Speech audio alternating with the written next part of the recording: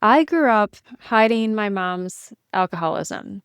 On the outside, I seemed like I was fine, but on the inside, I was constantly worried, anxious, and had to grow up way too fast. If you grew up with a parent who drank too much, you might see yourself in my story. In this video, I'll walk you through my journey from my earliest memories through today and how I found peace. My hope is that you'll leave this video knowing that you're not alone and that there is hope. You absolutely can heal and create a life you love. Thinking back to the early days, I absolutely adored being with my mother. To me, she was the most beautiful, kindest, wonderful person in the world. She was strikingly beautiful, like the kind of person you'd see in the movies or on TV. Back in the 80s, she could perfectly fix her hair up super tall the way it was popular then. I remember being 2 or 3 years old and sitting on the bed watching her get ready at her vanity. And it seemed like magic. She could just do something to her hair and all of a sudden it would poof out into this really beautiful, awesome 1980s hair. And she could do her makeup just perfectly. And when we went out places, people turned and stared because she was just so beautiful.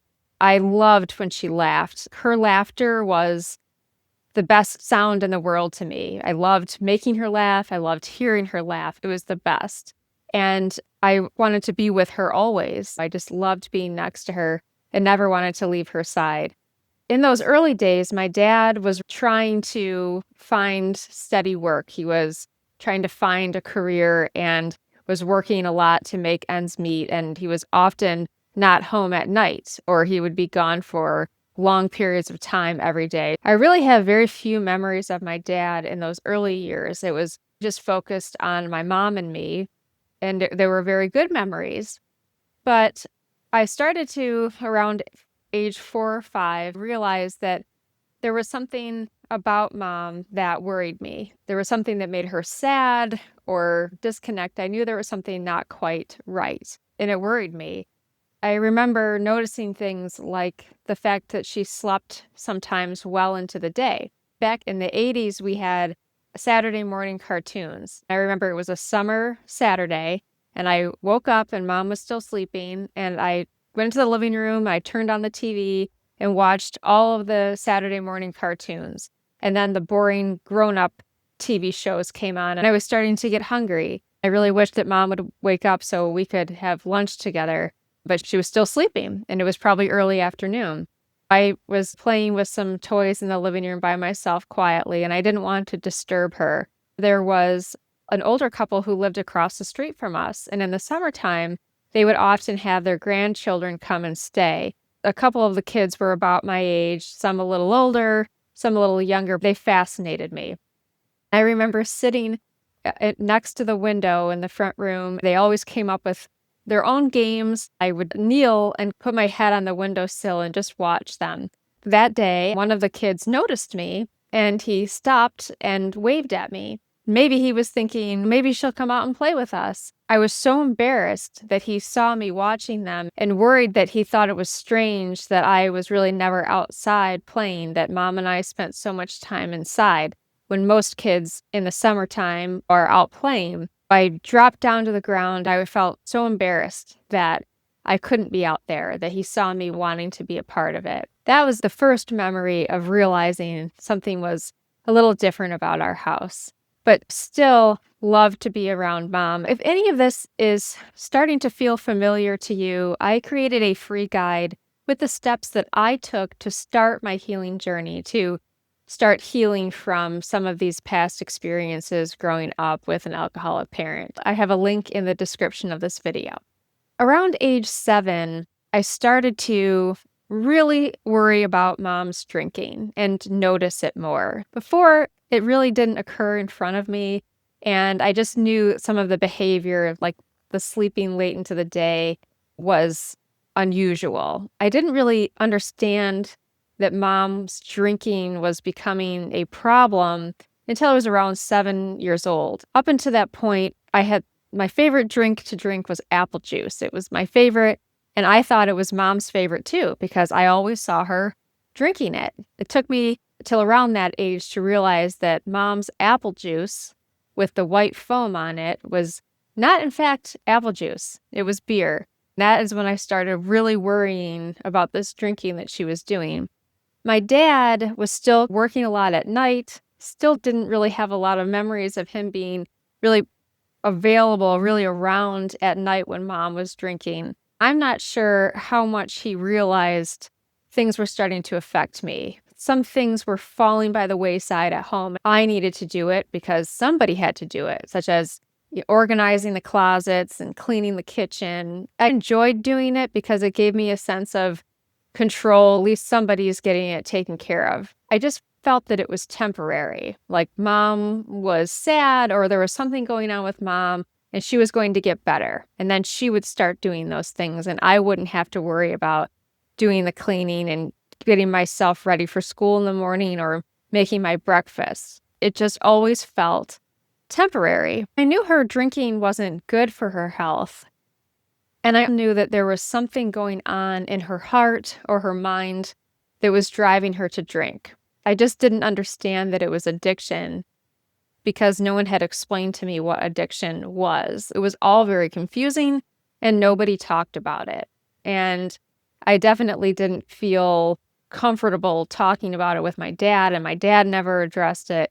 We just ignored it and pretended like the drinking wasn't happening. It was the family secret. When I was around 10, I was a full-on miniature adult. At school, I got good grades, was extraordinarily quiet to the point where teachers talked to me about trying to talk a little bit more in class and come out of my shell. But I was anxious and worried about how mom was doing, and then not really sure how to interact with other kids because I hadn't spent that much time with other kids aside from a few kids in my neighborhood and a few cousins. I felt a little bit socially awkward. So I was very nervous being at school and I wanted to follow all the rules so I didn't get in trouble. I didn't want there to be any reason to cause mom to drink. I wanted to be the perfect kid. For my teachers, on the surface, everything looked wonderful. I was doing very well, aside from being probably labeled a shy kid. In the 5th grade, a teacher commented that I had the perfect mother. I remember hearing that word repeat in my head over and over again. I was ashamed. I didn't want this teacher to know, to ever be aware of the fact that mom was drinking so much. We had bags of beer bottles and beer cans in the basement underneath the stairs that would pile up. Dad would eventually take it to the store to be recycled. I was so fearful of that secret getting out because I wanted everyone to think very highly of my mom, to think about her in the way that I did, the person I saw her as. I kept thinking, she's going to snap out of this. There were periods where she really didn't drink too much, and then there were periods where she was drinking a ton. And that's when I started trying to intervene and convince mom to stop drinking. I thought it was my duty as her daughter to try to help her. I knew it wasn't good for her. It worried me. I would write her letters. I started talking one-on-one. Please, mom, can you not drink? It makes me really worried. I don't like it. And she would always promise, I'm done drinking. I'm not going to do that anymore. And then she would completely change the subject. Sometimes after those conversations for a few days, she didn't. But then sometimes it was even worse because then she would get really grumpy. Now I know the science of addiction. Back then, 10-year-old me had no idea. It was something that was always there, and it was always a worry. I knew that there were other people in the community who had addiction. These were the people I saw on the street. They had paper bag covered bottles. That is what I understood to be people who had addiction. I didn't recognize that those people were suffering from addiction as well as my mother. I wish that I had that kind of education because at the time I thought that I could influence it. I could convince mom to stop drinking and that her decision to drink or not drink was a simple one. It was as simple as deciding what to wear on any given day or what to eat. I thought she was just easily making that decision every day. I had no idea that she had so much going on from her past that led her into addiction and that it was a very severe case of addiction. So instead, I was just bottling up all this confusion, worry inside and believing that it was my job to keep everything together and to help her finally stop drinking. At that point, I was still an only child, and I really wanted a younger brother or sister. I had the common feelings of wouldn't it be nice to have someone to play with, to have adventures with, to do things with, but I was really focused on maybe another kid could fill whatever was missing from mom's life. That would give her a sense of purpose that somehow I could not fill for her. So I wanted a younger brother or sister, and it just never came along, but I never let go of hoping for that. My dad's personality was very optimistic, just a naturally deeply optimistic person. Everything is going to work out. The glass is always half full. Everything is sunshiny, which are great personality traits to have. And he really believed and had hope that mom would eventually get better. But he didn't know how to help it move along. He didn't know how to help her. He didn't know how much it was affecting me because I kept so much of it inside. We just kept bumbling along with this problem at home. My mom's siblings were aware to some level, and my aunt would try to talk to my mom, try to help her, and she rejected it. They were dealing with their own life problems too. We just continued on this path. For my dad's side of the family, they really had no true awareness of mom's level of drinking. We weren't that close with them, and mom kept that distance with them. But my dad's siblings did try to have a relationship with me. I started to get close with my grandmother and my grandfather on my dad's side when I was about 12 because I wanted to develop that relationship on my own. I did. So by talking on the phone, writing letters, seeing them more often, I really felt supported by them. We never talked about my mom's drinking. They supported me, wanted to spend time with me, and made sure that I felt loved. And that continued to develop at that age 12 or so. That was really critical for me to have my grandmother in particular really try to be a supporter and a cheerleader as much as she could, knowing the situation. I had worked really hard to keep mom's drinking a secret, especially from dad's side of the family. That was exposed when my cousin got married. I got to stand up in the wedding. It was very fun and exciting. But the whole day I was worried about mom's drinking. Most of her drinking had occurred in the house. She didn't really go out and drink. So I wasn't sure what to expect with this family wedding, if she would drink or she would hold back. I was anxious the whole day about it. Sure enough, she drank way too much. Things got out of control. And she made a big scene in front of everyone at the end of the night. I could just feel the frustration and anger from my dad's side of the family, and then pity for me. That is the worst feeling in the world. I was so ashamed because the secret was exposed, and I didn't want my dad's family to think negatively of my mom. I wanted them to see who I saw underneath all of that drinking, and I didn't want them to judge her. I didn't want them to be angry with her. I was so devastated, and I cried the whole way home in the back seat because there it was exposed. Everyone could see that mom had a drinking problem. If their suspicions were there, it was certainly confirmed with her out of control behavior and everything that went down at the end of that night, ruining the end of my cousin's wedding, unfortunately.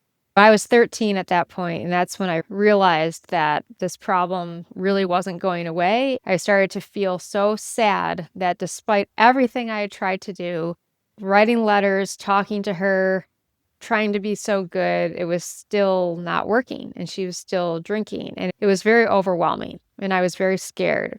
That's when I also became more aware of my parents' financial struggles. It was always a worry, and it started to become my worry too, to the point where I was reminding my parents about looming bills that had to be paid. I was asking my dad about when his paycheck was coming, things that a 12-year-old shouldn't be worried about, I was worried about. I had become an adult in the house, and my mother had become child I had to look after, and even my father to some extent too, because of his personality and his inability to understand how to change it. That's where I landed. Shortly thereafter, my mom went in for a routine checkup and discovered that she was pregnant. She had miscarriages before. When I learned, I was cautiously excited. It was a successful pregnancy, and I thought, this is it. I'm going to have this brother or sister, and maybe this baby will be what she needs to feel a sense of purpose. She will have a different relationship with this child than she had with me. I felt like we were just 2 steps away from us all being able to live happily ever after. If mom could just stop drinking, then everything would be fine.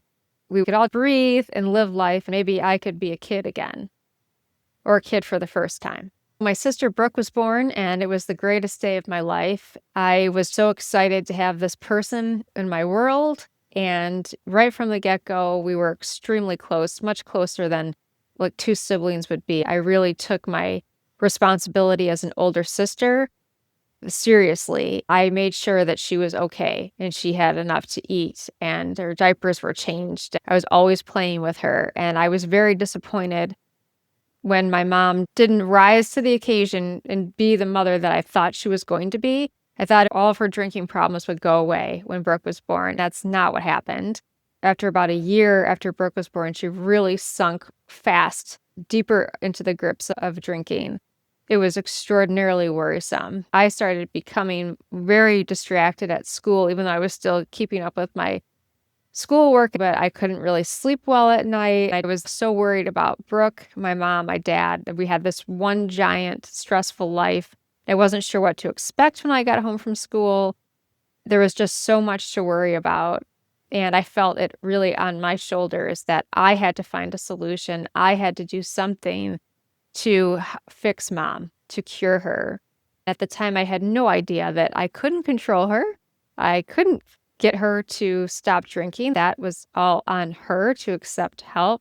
And it wasn't my job to do any of that. My job was to take good care of it. Just started becoming more and more stressful. Once I started high school, I started having friends. I became very frustrated and resentful because I felt so hurt and angry that no matter what I did, mom kept drinking. I had very honest, frank conversations with my dad about it, and he thought that it would get better on its own. He would say, mom's had such a hard life.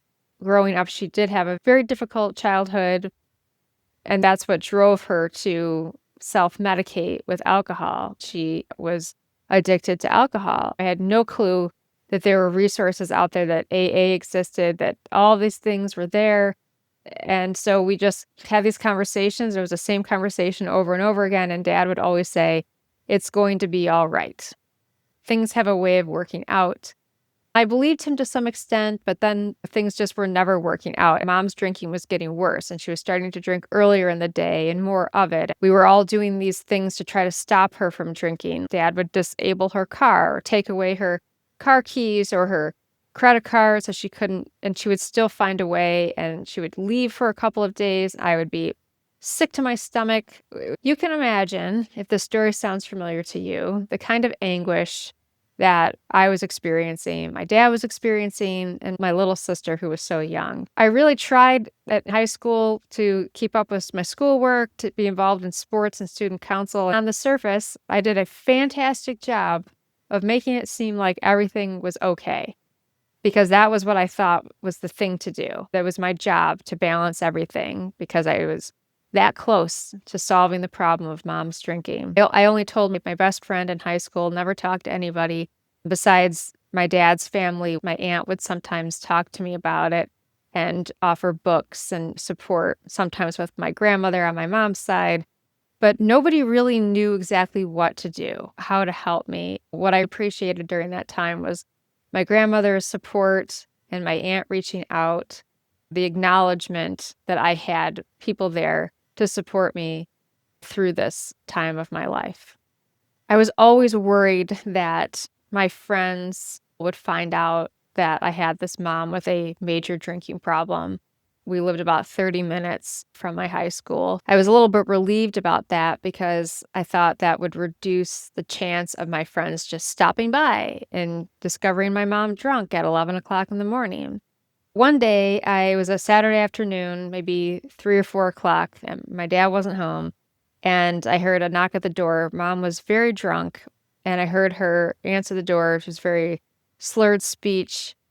I could tell exactly, precisely how much she'd had to drink just by how her voice sounded or even how she walked. You end up with a very heightened sense of that type of thing. I heard my friend from school say, "Hi, is Jody here?"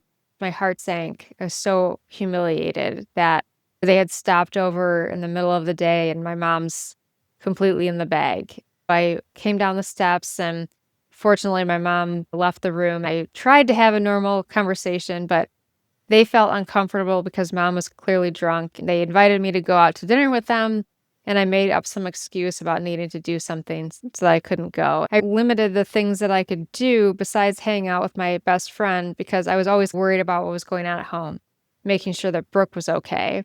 I specifically remember going to a putt-putt golf place, which is pretty big here in Michigan. I've always loved mini golf. It's just a fun place to be. I remember being with a group of friends there, and it should have been a very carefree activity, just hanging out and laughing and playing putt-putt golf together. I was laughing and trying to keep up with everything, keep the smile on my face, but I was just so worried about Brooke and what was going on at home. My dad, again, still working a lot at night. When he wasn't there, I was extra worried about what was going on with Brooke.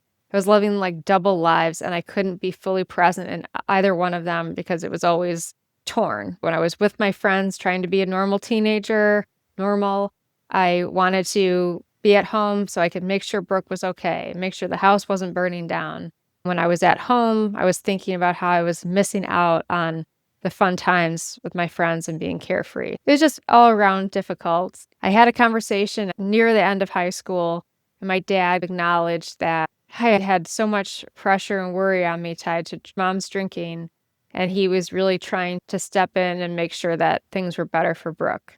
He tried to put into place some firm boundaries with mom and not an ultimatum by any means, but he really tried to push mom to get help. He felt very strongly that I needed to go away to college to finally live my own life. I didn't want to do that. I felt I had to be home. It was my job to make sure that Brooke was okay, to make sure everyone was okay.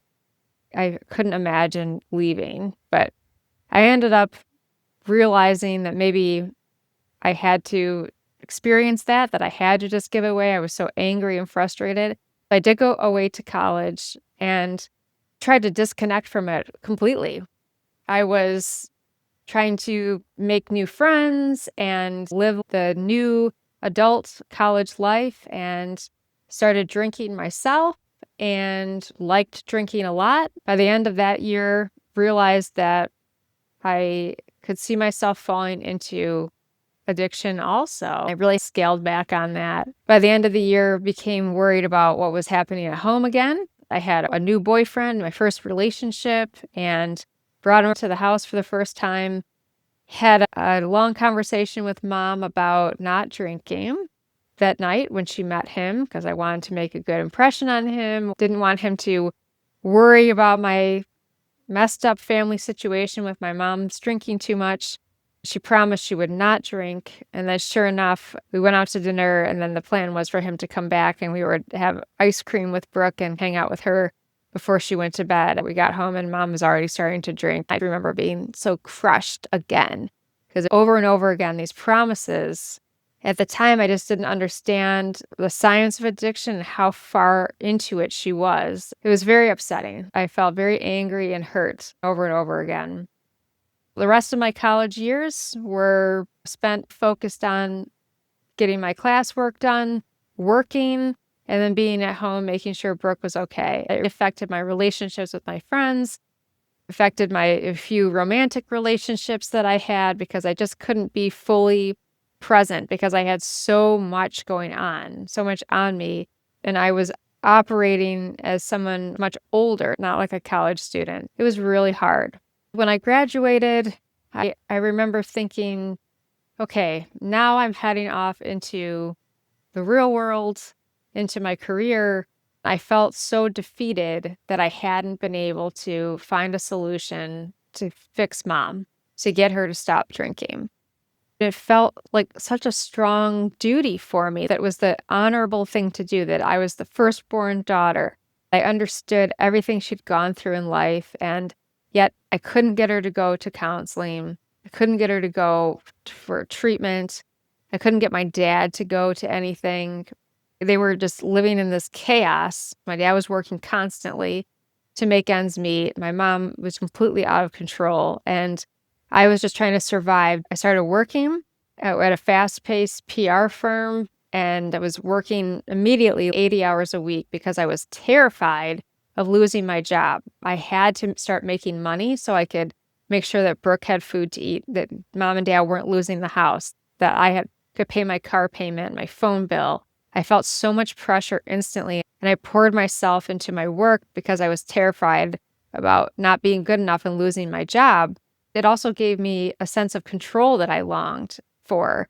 I could do a good job in my work and get affirmations and accolades. I had some control over that when the rest of my life was completely out of control. I couldn't control mom, couldn't control the situation I was walking into, couldn't control what my sister was experiencing every day. My whole goal was just keep my job, do a really good job so they couldn't fire me, and be there for my sister to make sure she had enough to eat, that she was okay, she had what she needed for school, that someone was picking her up, taking her to her school activities and doing all of that. It was very draining on me.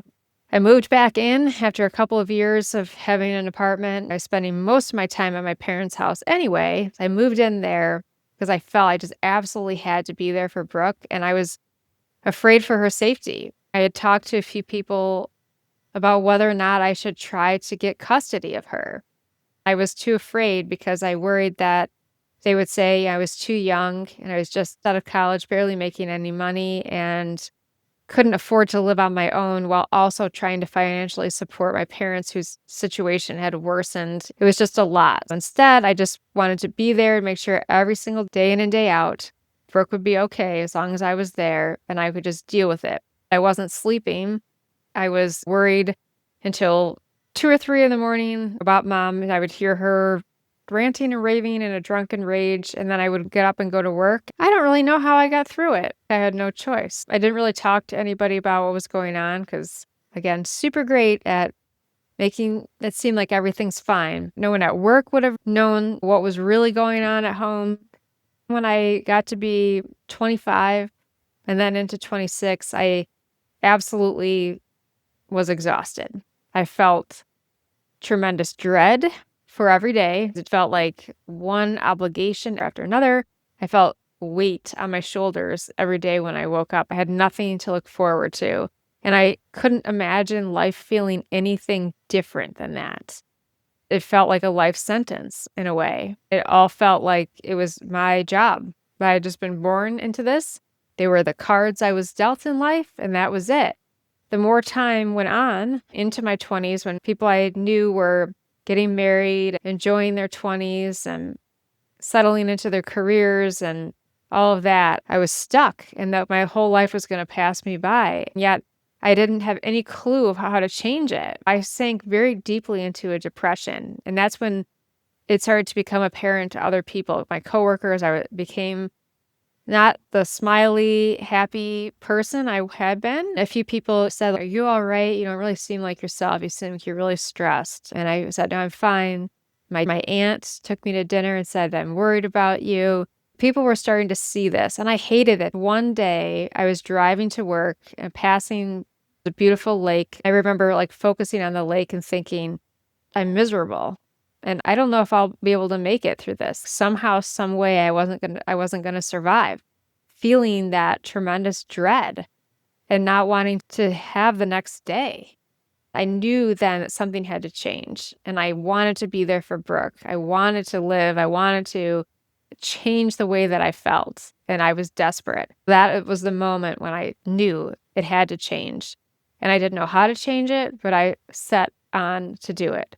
The first thing I did was I went to an Al-Anon support group meeting, and I have another video that talks about that experience. That was really eye-opening for me to realize how ill I had become because I was obsessed with fixing my mom. I needed to heal myself. Hearing the words of the other people at the support group meeting really opened my eyes about the hope that I had for healing and to feel different because so many other people had felt like I did and done all the things that I had done and then realized they needed to heal and then done it and achieved lives they loved. I thought, I have to do this. I started going to therapy and had to try a few different ones to find one that fit. Read all the books about addiction and adult children of alcoholics and the traits and realized how completely normal I was. And then all these things that I faced with anxiety, depression, self-esteem, and everything that I was battling was directly tied to these experiences that I had. I had to stop trying to fix my mom because that was a fruitless endeavor. Only she could do that, and start taking good care of myself because your only job in life is to take good care of you. I started being a sponge. The therapy, the support group meetings, the books. I went on the internet looking for what I could find, and that is when things really started to change for me. Around that time, mom's addiction started worsening too. My dad, out of complete desperation, said, "We're going to take her to the emergency room." The police had to come one night, so we took her to the emergency room. Amazingly, I don't even know how we got her in the car. The ER doctor had no clue what to do either. They put IV fluids in her. They basically said awkwardly, "What do you want us to do?" My dad was starting to cry, and he said, "I don't know what else to do. She won't get help, and it's destroying us." They didn't know what to do. So we went back home, and we were right back where we started from. Once I started getting educated about what was happening to mom, what had happened to us, my dad started improving too because I was sharing the wisdom and the knowledge with him. The relationship with mom improved because I could recognize that what she was experiencing was way bigger than us. It was definitely bigger than me and had nothing to do with me. And she needed to get to the point where she had to accept help. I continued on my healing path, and by the time I was 30, I was starting to do well, still very involved in my sister's life and still spending a lot of time there, making sure she was okay. I was on a really good path. But then my dad died. He died unexpectedly from a heart attack. It was devastating because we were close and Brooke was still young. She was 17. I thought, this is it. Mom's going to die too. I felt the weight of everything piling on me. Everything that I had learned about codependency, growing up with an alcoholic parent, everything that I had learned through all of that work just flew out the window temporarily. I forgot all of it. I got rid of my apartment, moved back in the house because I thought it was my job to pay the mortgage, make sure mom didn't burn down the house, make sure she didn't die, make sure Brooke was okay. It was overwhelming. For about 3 months after my dad passed away, all I did was try to figure out their financial mess and not sleep because mom wasn't sleeping. She was drinking through the night, going on binges. Life was living hell. That is the perfect description for this because it was torture. I was going through the grief of losing my dad on top of trying to keep everything together and keep mom alive. Fortunately, I had a friend who took me out to lunch, sat me down, and told me that I had to change, that I was completely enabling my mom and it wasn't doing anybody any good, and that I had to disconnect for my life and my sister's life. And I remember being a little resistant, but then realizing that she was absolutely correct. It was a wake-up call that I needed to hear to snap me out of it. It was the hardest thing I ever had to do, but I realized that with mom, with her out-of-control drinking, her inability to accept help, that we were just standing next to a fire without any way to put it out. I took Brooke and the pets and we moved out. The day that I left mom was the hardest day of my life. I wept because it felt like leaving a child who was ill, which might sound strange if you didn't experience this yourself. I had switched roles and become the caretaker, the parent, and she had become the child, and I felt like I had failed to save her. And it was very difficult, but it was absolutely the best thing to do because After a few months, I was doing so much better. Brooke was doing so much better. And even to my astonishment, my mother was doing way better because for the first time in her life, she had to stand on her own 2 feet and no one was there to take care of anything. It was do or die. And she had to get a full-time job and she had to get things in order. Within 6 months, she had some pieces of her life together. It wasn't perfect. And I still had phone calls and difficult things to deal with, but I was amazed at how quickly we were able to begin healing. Each of us had distinct lives. When we'd had just one big chaotic life that revolved around mom's drinking, we had 3 separate lives and we could go our own path. It was amazing. Brooke had her world of school, work, and friends, and she could breathe and deal with her grief over dad. I could start to process and figure out like who I was in the absence of having this monumental chaos and problem to fix. My mom slowly started to recognize that she would be all right. She couldn't be so dependent on me. I set very firm boundaries and had that process of getting used to our new life. But within a year, we were all doing so much better. And it's all because I started taking good care of me. Some of the other things that I started doing was focusing on therapy, finding one that really fit because there were a few I went to see who really weren't a fit, but I found one who had adult child of an alcoholic experience and was in recovery from alcoholism himself. He really brought a perspective that resonated with me, and he could ask me questions that helped me think about what path forward I needed to take and start to unpack everything that I had experienced in life. Finally, when I could breathe and think about life and what I wanted in it, I started focusing on what I really enjoyed, thinking about the things that I loved as a kid. Writing was one of them. I started writing again. I enrolled in a creative writing course. I started writing about my experiences and made a group of friends who were also writers. My whole world started to expand. I started setting boundaries at work where I no longer needed that strong sense of purpose at work. My workaholic behaviors started improving. And within about 5-6 years, I was in such a great space. Ever since then, I've continued on this healing path of growing and learning and continuing to absorb the stories of others, to read the books and the podcasts, learn and talk to others and continue to evolve, focused on me. I'm so happy to share that now my life is totally different than I ever could have imagined way back when I was feeling so depressed. So grateful that I took the steps to heal and to create this life that I love. I got married a few years ago to a man who is amazing and I love very much.